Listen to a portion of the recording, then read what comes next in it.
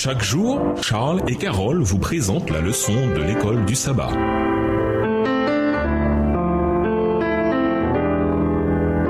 Bienvenue à votre émission Dieu nous parle. Voilà la leçon de vendredi. Pour aller plus loin, nous vous invitons à lire dans le livre Patriarches et Prophètes, le chapitre Idolâtrie au Sinaï, aux pages 287 à 300, livre écrit par Ellen G. White. Dans le contexte du péché de Voudor, Ellen White a écrit « Israël s'était rendu coupable de trahison envers un roi auquel il avait volontairement promis d'être soumis. Pour maintenir le gouvernement divin, il avait fallu châtier les traîtres. Mais ici encore, sans porter atteinte à l'autorité de sa loi, Dieu manifestait sa miséricorde en donnant à chacun la liberté de choisir et l'occasion de se repentir. Seuls furent exécutés ceux qui s'acharnèrent dans leur rébellion. Il était nécessaire que ce péché fût puni pour témoigner aux nations environnantes le déplaisir de Dieu à l'égard de l'idolâtrie. En se faisant l'exécuteur de la justice divine contre les coupables, Moïse laissait aux générations futures une protestation solennelle et publique contre le crime d'idolâtrie. En outre, quand plus tard les Israélites condamneront ce péché chez leurs voisins et que ceux-ci les accuseront d'avoir adoré un veau en Horeb, ils pourront, tout en reconnaissant ce fait humiliant, rappeler le sort terrible qui atteignit alors les transgresseurs et démontrer ainsi que ce péché n'avait été ni approuvé ni excusé. D'ailleurs, le châtiment d'Horeb était dicté par l'amour aussi bien que par la justice. Dans sa miséricorde, Dieu fit périr des milliers d'hommes pour ne pas être obligé plus tard d'en frapper des millions. Pour sauver la masse, il fallait punir le petit nombre. Extrait du livre Patriarches et Prophètes, le chapitre 28, aux pages 294 et 295. À méditer. D'après vous, pourquoi tant de gens ont-ils du mal avec cette notion de colère divine? Qu'est-ce qui vous aide à la comprendre? Quels problèmes surviennent toujours quand les gens réclament vengeance en dehors de celle que Dieu accomplit? En quoi le jugement que Dieu a rendu contre Israël après la rébellion du veau d'or était-il également un exemple de miséricorde divine? Quels autres exemples dans la Bible montrent que même le jugement de Dieu est un acte d'amour? Nous comprenons que Dieu s'indigne justement contre le mal et rend justice de manière parfaite. Mais pourquoi est-il important de s'abstenir de condamner les autres? Discuter de cela à la lumière de 1 Corinthiens 4, verset 5 particulièrement. Au revoir. Et à demain si Dieu veut.